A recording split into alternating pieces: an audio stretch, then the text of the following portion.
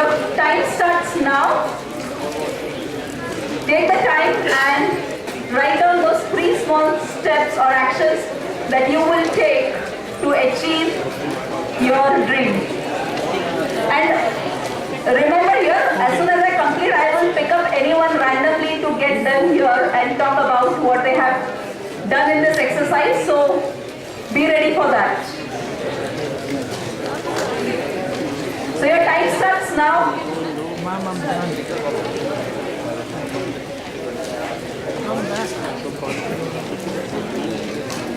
How many of you have identified those 3 small actions that you can take to achieve your dream?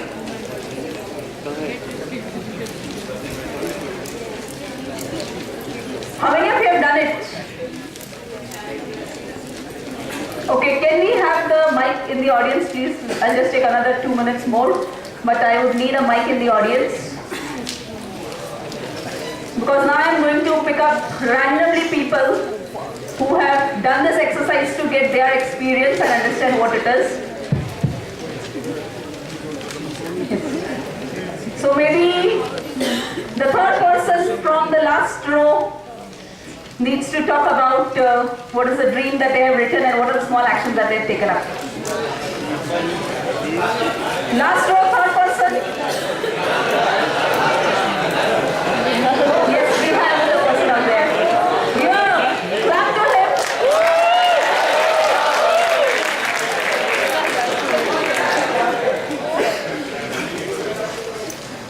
So, yes.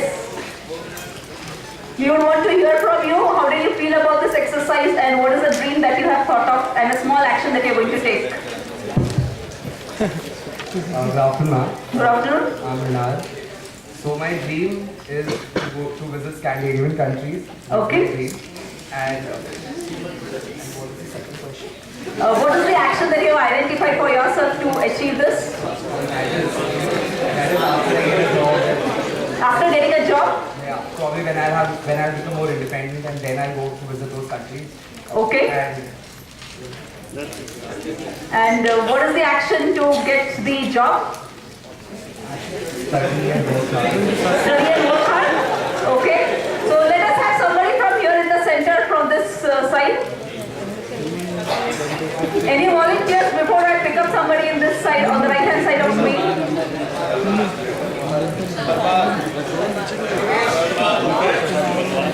Any audience choice?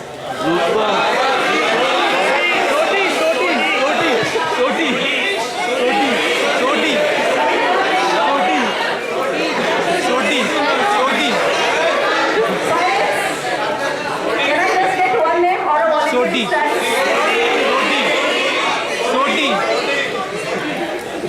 Soti. What is the name? Soti. S-O-T-H-I. Okay. Survi. So anyone over there?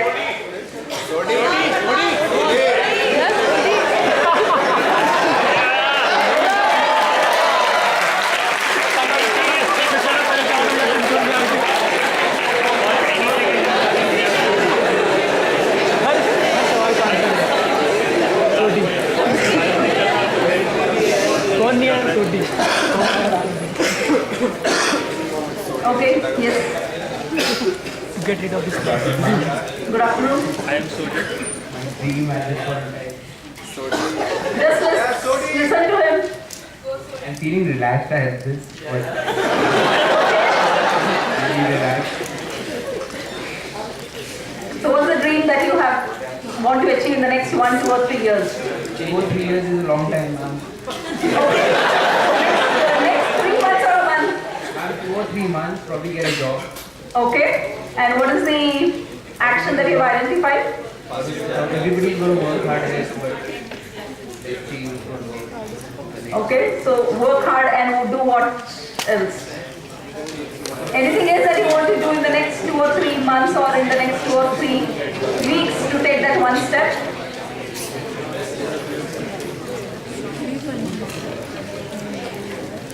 Anything that you can that just comes to your mind, just to be relaxed.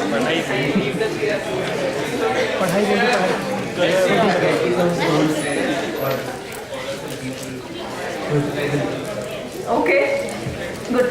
Thanks a lot. So this was just a small part that I wanted to let you know that when you start focusing on these 3 steps into much more deeper level, you would be able to achieve these skills, the dream job that you're looking for, and you really need to be very honest and put in your efforts if you have to survive and be in the industry for a longer duration. So that is it from my side, and I will be available if you need to have any further discussion.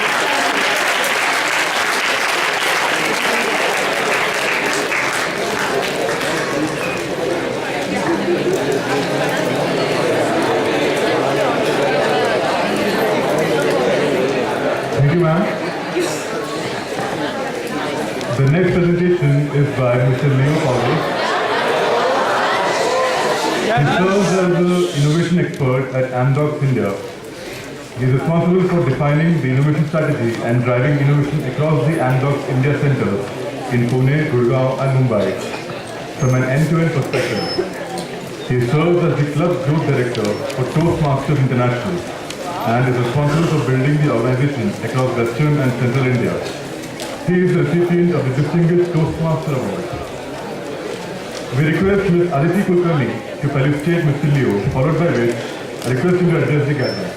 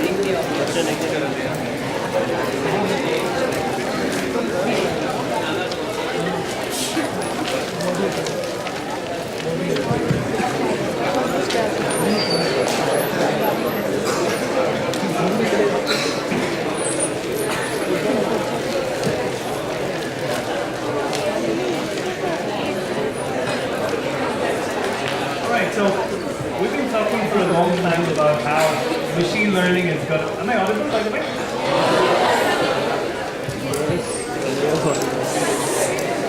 Hello? Better? Okay, so we've been talking for a long time about how machine learning and artificial intelligence is going to fundamentally change the way we've been thinking. It's going to fundamentally change the way work is going to happen in a couple of years. Now what I'm going to try to do in a very, very short span of time is try to analyze how much of this is going to impact the way you're going to operate in the next couple of years. It's like just as you said, maybe next couple of years is way too much, in the next couple of months. Now what's beautiful to understand is the fact that there's a constant change which is going on. It's visible, it's invisible, some of us are aware of it, some of us are not, but it's happening for sure. Let's begin with a very simple question. How many of you have heard of this term?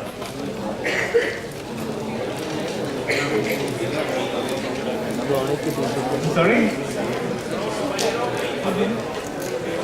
Yes, how many of you have heard of this term? Show of hands. Heard of this term, forget the meaning, just heard of the term.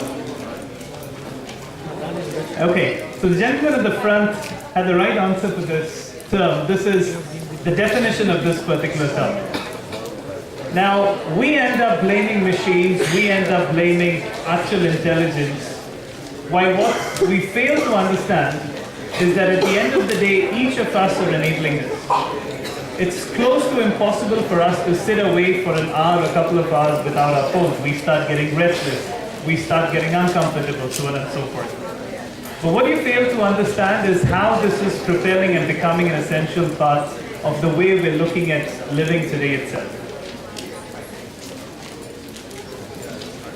These were a couple of interesting predictions that were made. Have you heard of any of these predictions? Anyone? Anybody? Any clue who made the first prediction? That everything that could or is worthy of being invented in the world has already been invented? No?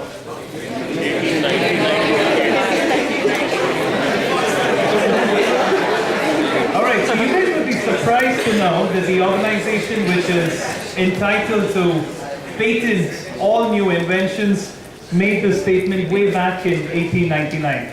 Now, if you have basic understanding of patents, you would have seen that over the years, patents have increased, they have not gone down. The Warner Brothers, who produce most of the movies across the world, made a prediction saying that you would never want audio. And today we're talking about three-dimensional movies, right? Bill Gates made this prediction way back. And today every day we find ourselves struggling to find enough data, right? We all keep running out of data in our mobiles, in our laptops, so on and so forth. Now, if all of them could make such stupid predictions, I thought that, hey, I couldn't be that bad. And I went ahead and tried one myself. We're talking about how AI and ML is going to fundamentally change the way we're looking at jobs. Let's take a deeper look and see if this is really that serious, and if it is, how can we counter that? Now, the battle of good versus evil has been going on for years. It's the most historic and most brilliant battle that was ever to be fought, still being fought. And the same discussion around how machine and man is conflicting one against the other holds pretty much the same importance. Now, what I want you to understand is change is going to happen, whether we like it or not.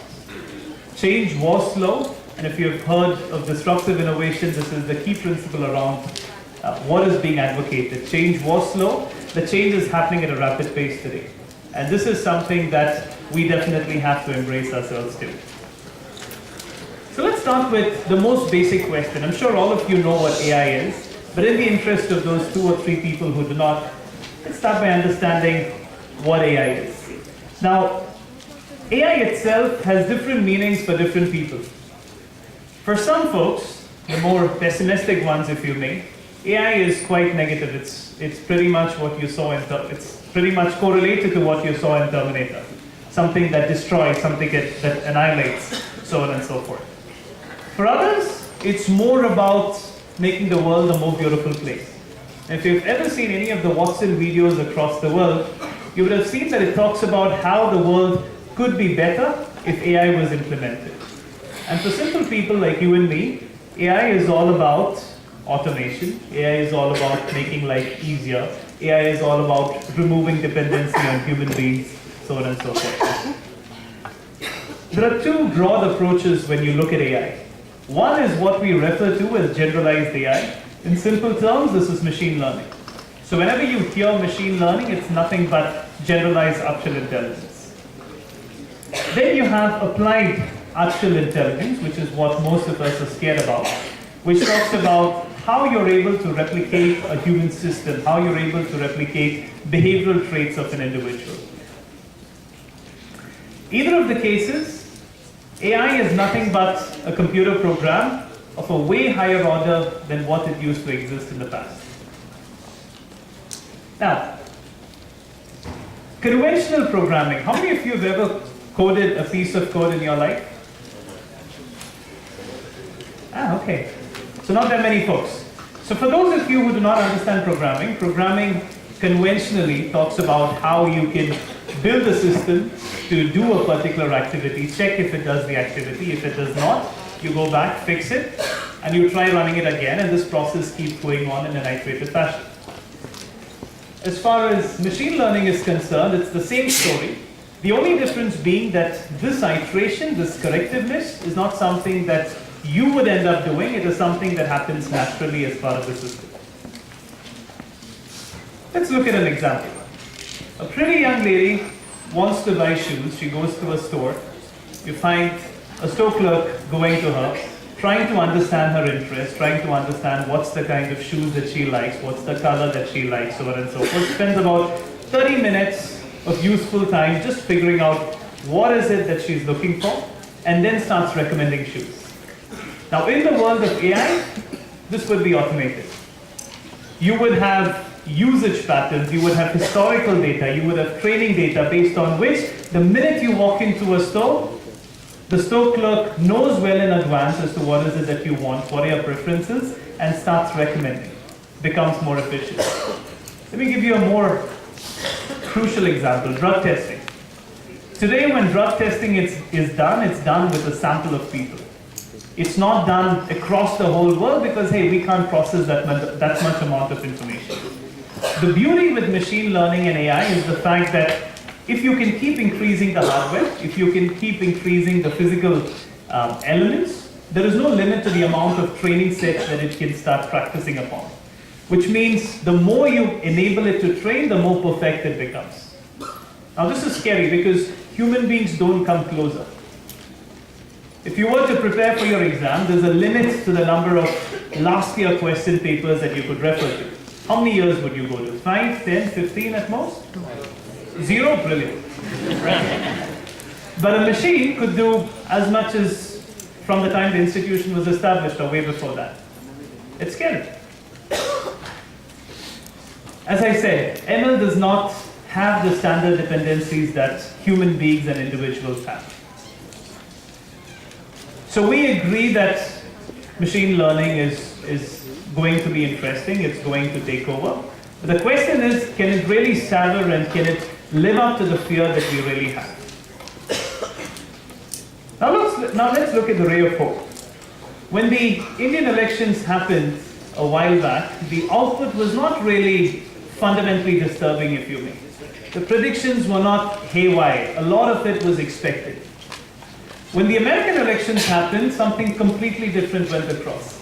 It bet all the predictions. Nobody in the world predicted the output that came out. And this is where machine learning fundamentally fails. Machine learning depends upon a lot of information that's fed to it, depends upon historical data, tries to analyze what's happened in the past, and correlates it with what's going to happen in the future. And this is the area where machine learning fundamentally fails. It believes in using data, it does not believe in the principle of causation. We as human beings fundamentally operate with causation. We don't base our decisions on information.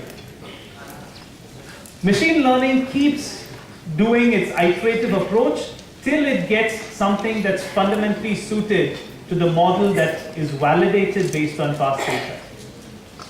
At the same time, computers cannot predict something that has never happened. Any prediction that is made has to have its correlation with something that's happened in the past. If not, it becomes completely haywire. And this is where there is a fundamental disconnect between human intelligence and machine-based intelligence. I'm not going to read out this conversation, but this is how a typical conversation would look like if a machine were to answer, or if a machine was to replace an L1 or L2 support. A lot of us spoke about L1 and L2 support. Typical conversation. Now, what's the pros of this? One, there is no limitation in terms of the sampling size that you can feed into it. Each call that you make to a call center is recorded. If you were to feed in billions worth of records into a machine, it would perfect the art of answering the right questions. Second, it could be made agnostic to language, which means the same training data set that you use for one system in one geography can be replicated across all geographies. It could be made agnostic to dialect, and most importantly, there is no exhaustion. Now, when you say that machines are going to replace support, it's a huge thing that's going to happen, because there are a lot of people in this world who base their livelihoods on these kind of activities. And the minute you remove exhaustion from the table, the minute a machine can start performing for 24 hours, it has already won the race. Because no human being would logically be able to function in that fashion.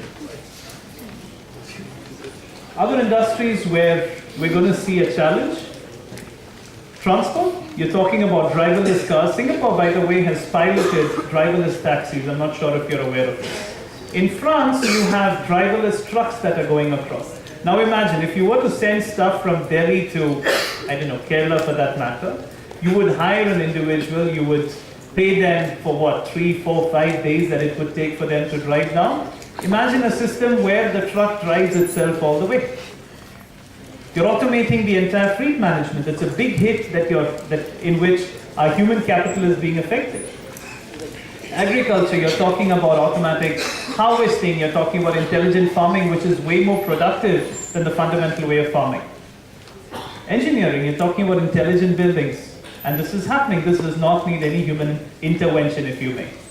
Medicine, I'm not sure if you've heard of the concept of autonomous robots, but today there is more than enough pilots that have been put in place where any complex surgery that is being done by a surgeon can be replicated if enough amount of training data is fed into a system.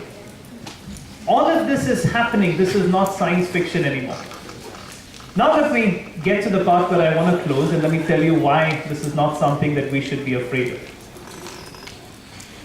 There are some basic elements of human intelligence that just cannot be replicated. One, sensory information. We use our 5 senses for processing whatever we see around us, and then we take an informed action, unlike how a machine operates. Creativity. Creativity is something that you just cannot replicate based on any kind of training that you could give a system. Can machines ever create a language for the first time? Maybe, maybe not. Can it create art which may be imperfect, which may not feed into the basic rules of art, but still could be pleasantly alright? This is an emotion which cannot be explained. Deductive reasoning. Investigations, they don't happen based on conventional ways in which things are operated in. You can't build a machine-based Sherlock Holmes. In all likelihood, they will never come up with the next big invention, because next big inventions are predominantly based upon how we look at deductive reasoning. Judgment. This is the most fundamental and crucial question. Can machines ever differentiate between right and wrong? You've heard of the right brain thinking concept? People will have spoken for hours around this, so I'm not going to spend time over here. But right brain thinking concept talks about what is wired into our brains. This is centuries worth of information based on which we do a lot of actions. And most importantly, social behavior. Machines cannot love. Machines do not feel pain. Machines do not undergo the same kind of social elements that we look at. So, this is the last slide that I want to leave you with. It's not a question of whether AI and machine learning, and in fact deep learning for that matter, is better than human intelligence or not. The question is, how do you effectively use AI, ML, and deep learning towards ensuring that we have a better tomorrow? It's the right set of collaboration that's going to build the output. Because at the end of the day, this too is something that we created. This is not something that randomly came about as far as existence is concerned. And hence, the minute we discuss collaboration as opposed to which one is going to take up the other, is when we are going to see the true meaning of artificial intelligence. Thank you so much.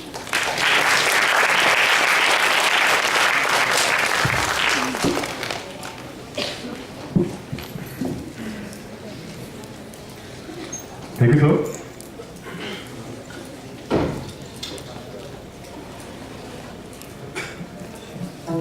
We now proceed towards a 30-minute panel discussion on New Age Skills Network. I request Dr. Shankar and Director Sir to come on stage to felicitate the panel members.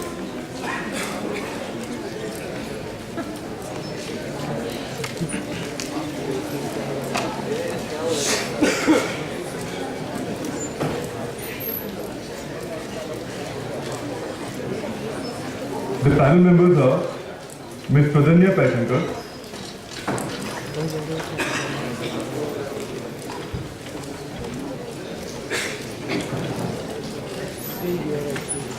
Ms. Priyadarshini Bopatikar,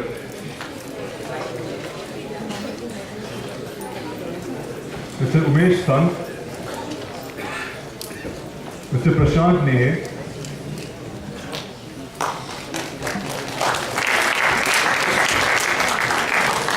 Mr. Shrikant T,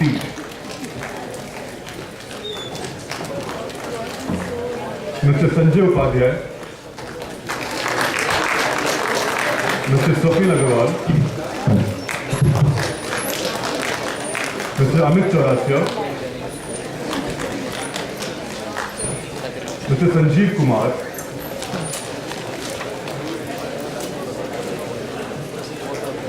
Mr. Mridul Goswami,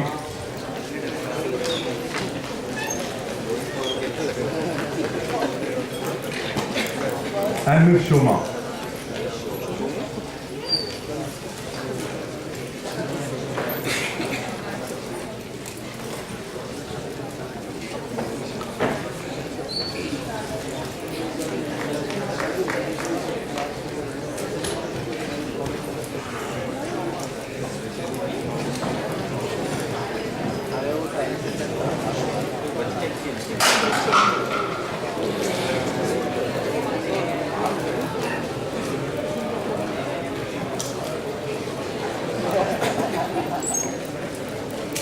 The panel coordination is done by Mr. Surjit Das.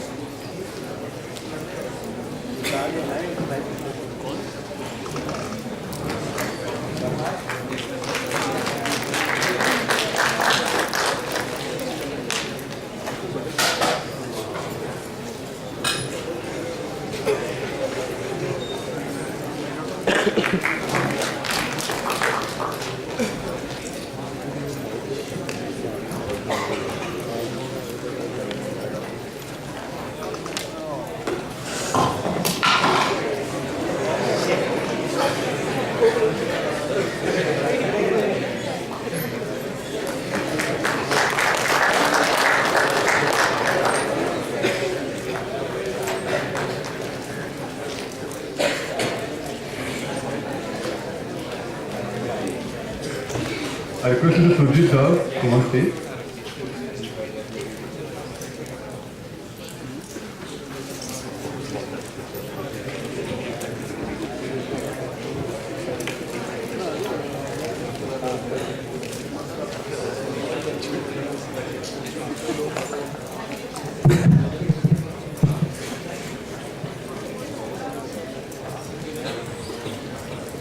Hello everybody. So we'll start with the panel discussion. First of all, apologies on behalf of DIC to four speakers who couldn't speak because of time limitations. But what we'll do is we'll probably visit them as the first few people during this discussion. And we did hear of a lot of things today, right? We did hear of digital transformation, we heard of things changing in the industry all across, we heard of disruptions, we heard of uncertainty in the jobs, we heard of new things, emerging things that are coming up. So we'll probably start with the very first member over here who couldn't speak, maybe any of you? Yes. So probably you can talk about what you had prepared, and then we'll go around. Yeah, in just couple of minutes I will talk about what, imagine people like you who were 5 years, 6 years back passing out from the college. They were very hopeful, like we will go in the industry and we will flourish like anything. The campus interviews took place, they got into the college, and then, they will say now our theme is software testing. So the tester life started for those people. Then they were started working as manual testers, and then after 3 years, 4 years, 5 years, 6 years, now they are at the stage where they have done a lot of manual testing. They are familiar with the domain.